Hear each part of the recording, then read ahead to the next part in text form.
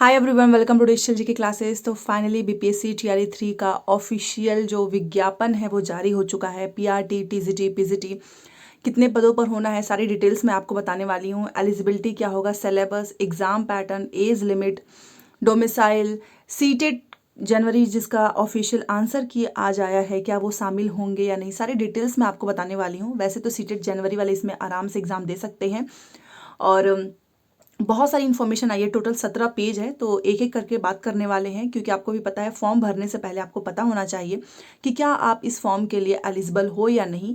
और exam pattern भी इन्होंने दे दिया है, सब कुछ इसमें आ चुका है। ठीक है, तो चलिए वीडियो स्टार्ट करते हैं। पहली बार आए हैं तो चैनल को सब्सक्राइब करके प्लीज़ वीडियो को लाइक कर दीजिएगा। देखिए, सबसे पहले आप देख सकते हो, ये आपका आया है विज्ञापन संख्या 22/2024, शिक्षा विभाग, अनुसूचित जाति अनुसूचित जनजाति कल्याण विभाग, बिहार के अंतर्गत विद्यालय अध्यापक के पदों पर नियुक्ति हेतु सुयोग्य भारतीय उम्मीदवारों से विहित प्रपत्र में ऑनलाइन आवेदन आमंत्रित किए जाते हैं। ऑनलाइन आवेदन भरने हेतु विस्तृत दिशा निर्देश बीपीएससी आयोग मतलब इस वेबसाइट पर दिया गया है।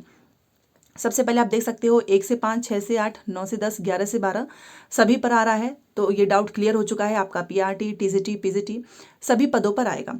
जो इन्फॉर्मेशन काम की है वही मैं आपको बताने वाली हूँ, क्योंकि आपका टाइम बहुत इंपॉर्टेंट है। तो बाकी आप यहाँ पर देख सकते हो 1 से 5 तक के विद्यालय अध्यापक, 6 से 10, 11 से 12 के लिए विषयवार और कोटिवार रिक्ति प्रशासनिक विभाग द्वारा उपलब्ध कराने के बाद यहाँ पर प्रदर्शित किया जाएगा। मतलब कि जो रिक्तियां हैं बस वो आना बाकी है, क्योंकि यहाँ पर लिखा है ना कि विषयवार एवं कोटिवार रिक्ति प्रशासनिक विभाग द्वारा जब उनके द्वारा उपलब्ध हो जाएगा, शिक्षा विभाग के द्वारा, तो मतलब 1 लाख आना है, 80,000 आना है, किस 1 to 5 में कितना पोस्ट आना है, ये आना बाकी है, क्योंकि अभी तक विभाग ने इनको वो प्रोवाइड नहीं किया है। तो जैसे वो आएगा वो आपके सामने आ जाएगा। बाकी की सारी चीज़ें आ चुकी हैं। अभ्यर्थियों की संख्या के अनुरूप परीक्षा का संचालन 1 से अधिक, मतलब अगर ज़्यादा से ज़्यादा बच्चे हो जाएंगे तो मल्टीपल शिफ्ट में आपका एग्जाम होगा। इस विज्ञापन हेतु लिए जाने वाले परीक्षा में शैक्षणिक, प्रशैक्षणिक योग्यता एवं शिक्षक पात्रता परीक्षा सीटेट, एस्टेट के अपीयरिंग कैंडिडेट्स को सम्मिलित नहीं किया जाता है। मतलब इन्होंने अपीयरिंग कैंडिडेट्स को सीधे बाहर कर दिया है। कोई भी अपीयरिंग इसमें अप्लाई नहीं कर सकता है जिसका भी रिजल्ट ना आया हो। तो क्या सीटेट जनवरी वाले शामिल हो जाएंगे? तो जी हाँ, क्योंकि सीटेट का आज आंसर की आया है, तो कुल मिला के 10 से 12 दिन में आपका रिजल्ट भी आ जाएगा। तो सीटेट जनवरी वाले शामिल हो जाएंगे। बाकी बीएड, डीएलएड, एस्टेट अपीयरिंग इसमें शामिल नहीं हो पाएंगे। और यहाँ पर इन्होंने सारी जो है चीज़ें दे दी हैं। जैसा कि कुछ लोग बोल रहे थे कि डोमिसाइल लागू हो जाएगा, बट नहीं हुआ है। भारत का नागरिक होना है, डोमिसाइल लागू नहीं है। ठीक है, और यहाँ पर आपको दिया भी गया है। बाकी सारी एलिजिबिलिटी पहले ही की ही तरह यहाँ पर लिखा भी गया है कि समय समय पर आहू शिक्षा पात्रता परीक्षा में उत्तीर्ण हो। और जैसा कि आपको पता है कि कक्षा 1 से 5 के लिए एलिजिबिलिटी यहाँ पर लिखी गई है। अगर आप 1 to 5 में जाना चाहते हैं तो सीटेट का पेपर 1 या फिर बीटेट का पेपर 1 आपका क्लियर होना चाहिए। 6 से 8 के लिए आपका सीटेट का पेपर 2, बीटेट का पेपर 2। 9 से 10 आपको पता ही है, इसमें एस्टेट लगता है, एस्टेट का पेपर 1। और 11 से 12 में आपका एस्टेट का पेपर 2। तो ये चीज़ें तो मैंने आपको सुबह में भी बताई थी। और यहाँ पर इन्होंने सीटेट के मार्क्स बताए हैं कि सीटेट अभ्यर्थियों के लिए बीटेट 2017 के लिए लागू प्रावधानुसार सामान्य कोटि के अभ्यर्थी को 60%, मतलब आपको 90 नंबर चाहिए। और अगर पिछड़ा वर्ग, अत्यंत पिछड़ा वर्ग, सामान्य कोटि की महिलाओं को जो है इसमें आपको पता है 82 नंबर्स चाहिए। अनुसूचित जाति, अनुसूचित जनजाति तथा निःशक्त कोटि की उम्मीदवारों को न्यूनतम 50% के अंक पर उत्तीर्ण माना जाएगा। तो ये चीज़ें भी क्लियर कर लेना कि किसको कितना सीटेट में मार्क्स चाहिए। तो जो भी जनरल वाले हैं उनको 60%, ठीक है। पिछड़ा, अत्यंत पिछड़ा, सामान्य कोटि की जो महिलाएं हैं, यहाँ पर आप देख सकते हो सामान्य कोटि की भी महिलाओं को 82 नंबर चाहिए, जो कि मैंने आज ही आपको सुबह में बताया है। बाकी तो आपको पता ही है, SC ST और जो PWD इनको तो 50% चाहिए। ठीक है, चाहे वो मेल 50% का मतलब कितना हुआ 75, चाहे वो मेल हो चाहे फीमेल हो। तो ये भी चीज़ें क्लियर हो गई। बिहार के बाहर की जितनी भी महिलाएं हैं उन सभी को 90 नंबर चाहिए, इतना ध्यान रखिएगा। क्योंकि यहाँ पर बस बात ये नहीं किया जा रहा है कि अदर स्टेट ऐसा, ये अपने बिहार के जो है बीटेट या सीटेट में कितना मार्क्स दिया जाता है वो बता रहे हैं। 1 to 5 में अगर आप टीचर बनना चाहते हैं तो सिंपल सी बात है, आपका 50% के साथ क्लियर होना चाहिए, वही डीएलएड होना चाहिए। और अगर आपने 45% के साथ उच्चतर माध्यमिक प्रारंभिक शिक्षा, द्विवर्षीय डिप्लोमा, ये वही सेम चीज़ है। 4 वर्षीय बीएड वालों को भी मान्यता मिली है इसमें। बीएड को छोड़ के इसमें अप्लाई कर सकते हैं, डीएलएड वाले ही करेंगे। ठीक है, तो ये सारी चीज़ें क्लियर हो गई हैं। बाकी इसमें कुछ ऐसा नहीं है। चलो 6 से 8 का एलिजिबिलिटी देख लेते हैं। तो 6 से 8 में आपका बीएड और डीएलएड दोनों अप्लाई करेंगे, ग्रेजुएशन होना चाहिए। और यहाँ पर देख लीजिएगा विषयवार पद होंगे, गणित और विज्ञान का होगा, सामाजिक विज्ञान का होगा, भाषा का होगा। तो ग्रेजुएशन में जो भी आपका सब्जेक्ट हो उसके अकॉर्डिंग आपको फॉर्म भरना है। और इसमें आपका वही है, ग्रेजुएशन के साथ आपका डिप्लोमा मतलब डीएलएड या फिर बीएड होना चाहिए। देखिए बीएड या फिर आपका डीएलएड, बट ग्रेजुएशन के साथ होना चाहिए, ठीक है। एनआईओएस डीएलएड को इसमें मान्यता नहीं मिली है, अभी मैं आपको दिखाऊंगी। बाकी आप यहाँ पर देख सकते हो जो बीएलएड वाले हैं 4 वर्षीय वो भी आ सकते हैं, BA BSc Ed BEd BSc Ed ये भी आ सकते हैं, ठीक है। बीएड विशेष शिक्षा वाले भी शामिल होंगे, बीएड एमएड वाले भी शामिल हो जाएंगे इसमें। तो सभी को इस मौका मिला है, बट आप देख लेना कि आपने कौन सा कोर्स किया है उसके अकॉर्डिंग। जिसने बीएससी बायोटेक्नोलॉजी इलेक्ट्रॉनिक्स इनको भी मौका मिला है, ठीक है। 6 से 8 के भाषा विषय के विद्यालय अध्यापक के लिए स्नातक स्तर पर आपका जो सब्सिडरी विषय के रूप में संबंधित भाषा विषय पठित हो, जैसे कि संस्कृत भाषा के शिक्षक अगर आप बनना चाहते हैं तो आपका संस्कृत में ग्रेजुएशन होना चाहिए, ठीक है। उर्दू के लिए उर्दू में होना चाहिए, ये तो मैंने आपको बताया ही है। अगर आप सामाजिक विज्ञान से जा रहे हैं तो आपका ग्रेजुएशन में हिस्ट्री, भूगोल, राजनीति शास्त्र, दर्शन शास्त्र, अर्थशास्त्र, वाणिज्य, मनोविज्ञान, समाजशास्त्र, गृह विज्ञान में से कोई भी 2 विषय इसमें से आपका पढ़ा होना चाहिए। अगर आप गणित और विज्ञान के लिए जाएंगे तो आपका ग्रेजुएशन पे गणित, सांख्यिकी, भौतिक, रसायन, जीव विज्ञान इसमें से कोई 2 विषय पढ़ा होना चाहिए। तो ये आपका सब्जेक्ट कॉम्बिनेशन भी आ गया, ठीक है। पूरी डिटेल्स में आपको सारी चीज़ें मैं दे रही हूँ ताकि कोई भी कन्फ्यूजन ना हो। बाकी यहाँ पर इन्होंने बोल दिया है कि एनआईओएस डीएलएड को मान्य नहीं होगा, यहाँ पर देखें मान्य नहीं होगा, ठीक है। तो ये हो गया।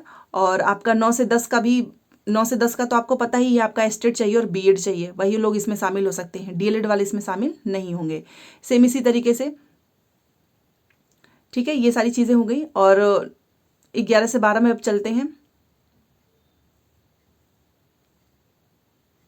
बाकी जो भी अगर आपको कन्फ्यूजन होगा तो आप बता देना। 9 से 10 में भी आपका सब्जेक्ट कॉम्बिनेशन आप देख सकते हो, ये गणित का हो गया, ये विज्ञान का हो गया। तो आप देख लीजिएगा इसमें से कौन सा विषय आपने पढ़ा हुआ है, उस अकॉर्डिंग आप जो है इस अप्लाई कर सकते हो। 2 विषय आपका पढ़ा होना चाहिए ग्रेजुएशन में 9 से 10 के लिए।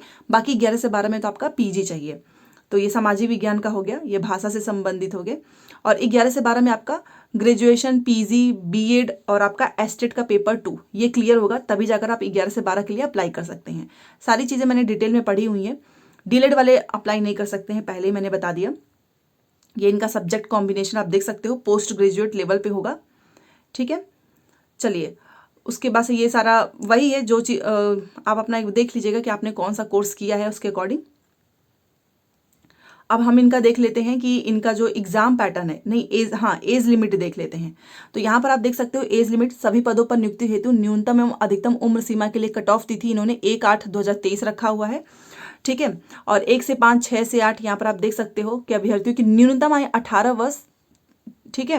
मतलब मिनिमम आपका 18 होना चाहिए। और शिक्षा विभाग के माध्यमिक, उच्च माध्यमिक विद्यालयों कक्षा 11 से 12 के अध्यापक तथा अनुसूचित जनजाति कल्याण विभाग के 6 से 10 एवं 11 से 12 के विद्यालय अध्यापकों के लिए अभ्यर्थियों की न्यूनतम आयु 21 वर्ष है, ठीक है। तो 6 से 8 का यहाँ पर आप देख सकते हैं, 1 से 5, 6 से 8 का न्यूनतम आयु 18 है और बाकी लोगों का 21 वर्ष है, ठीक है। अब इनका अधिकतम आयु देख लेते हैं। तो यहाँ से देख लीजिएगा, जो युवा मतलब जनरल जो पुरुष हैं उनका 37 है। इसमें पिछड़ा वर्ग सारे इसमें आई थिंक पुरुष आ जाएंगे, यहाँ पर देखो लिखा भी हुआ है अत्यंत पिछड़ा वर्ग। और पुरुष एवं महिला जो अनारक्षित महिलाएं हैं वो 40 वर्ष, अनुसूचित जाति अनुसूचित जनजाति पुरुष और महिला 42 वर्ष, ठीक है। तो यहाँ पर आप देख लीजिएगा, एक तो पुरुष जो इस कैटेगरी में आएंगे उनको 37 है, बाकी जो महिलाएं हैं या फिर अनारक्षित महिलाएं हैं वो 40 वर्ष के लिए हैं। और जो SC ST उसमें पुरुष और महिलाएं आ जाएंगे उनका 42 वर्ष है। तो ये मैक्सिमम है, तो आप सभी इसमें शामिल हो जाएंगे। बाकी और एज लिमिट में मैंने सारी चीज़ें बता दी हैं। एग्जाम कैसा होगा, तो ऑब्जेक्टिव होगा और यहाँ पर नीचे दिया गया है भाषा और सामान्य अध्ययन होगा, 150 नंबर का पेपर होगा। भाग 1 आपका 30, भाग 2 आपका 120, 2.5 घंटे का समय होगा, 150 मार्क्स के होंगे। और यहाँ पर आप देख सकते हैं कि 2 प्रश्न जो मैंने आपको सुबह बताया था, अंग्रेजी, हिंदी, उर्दू, बांग्ला, इसमें से कम आपको 30% लेकर आना है, ठीक है। भाषा में 30% लेकर आएंगे, आप क्वालिफाई कर जाएंगे।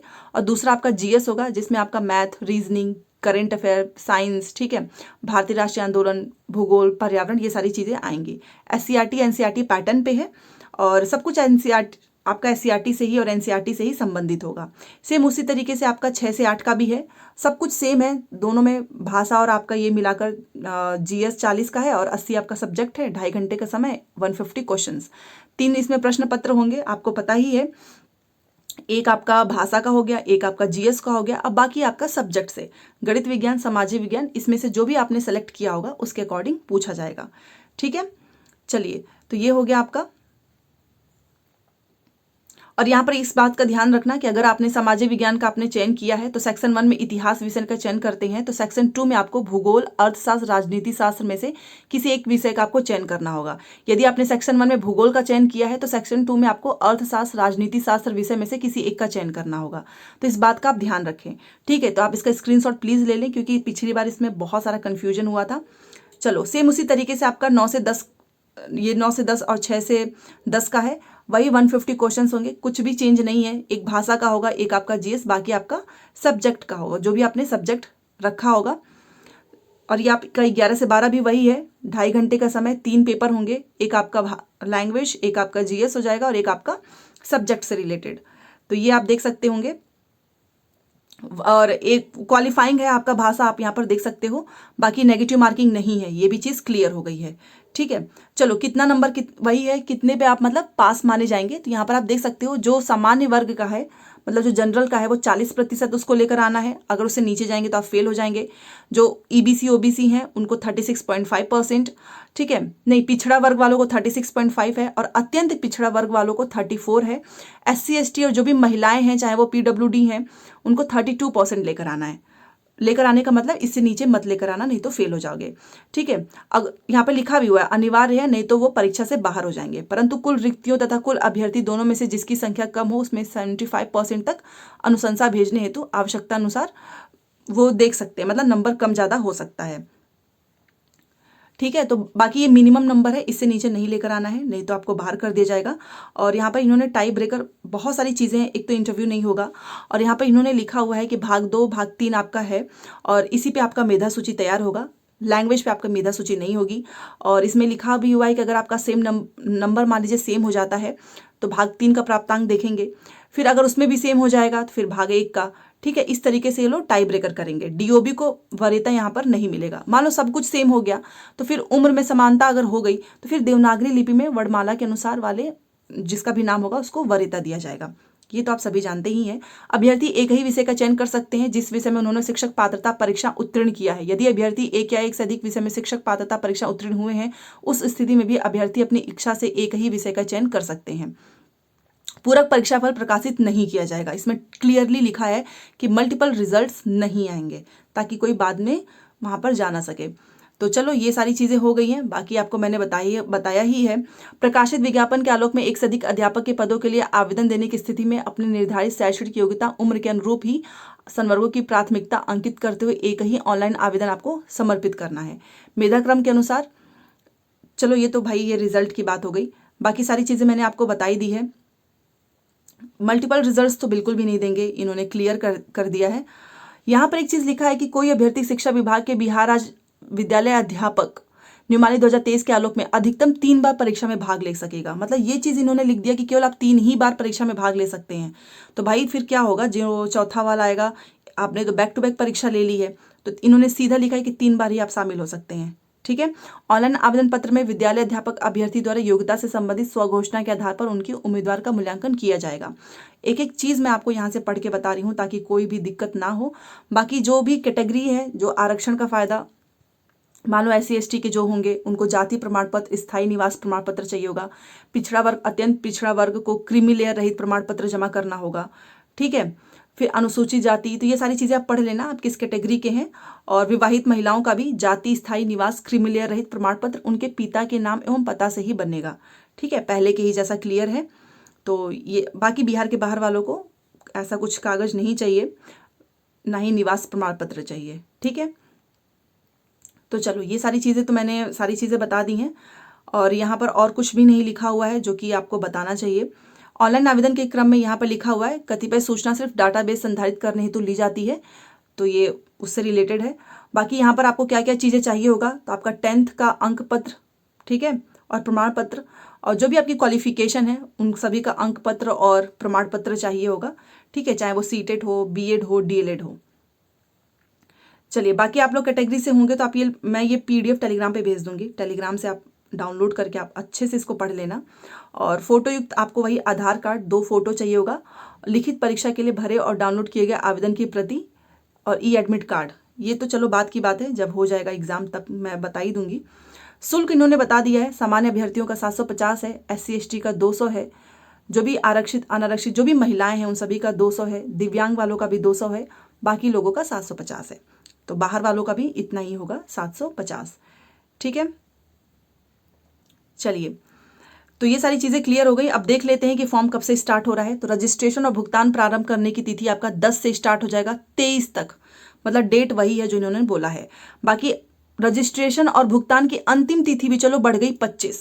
मान लो कोई 23 तक नहीं भर पाया तो 25 तक भर लेगा। तो सीटेट का जिसका रिजल्ट फंसता है वो यहाँ पर आराम से अप्लाई करेगा। ऑनलाइन स्टार्ट हो जाएगा 10 से और अंतिम तिथि आपका 25 है, अविस्तारणीय है।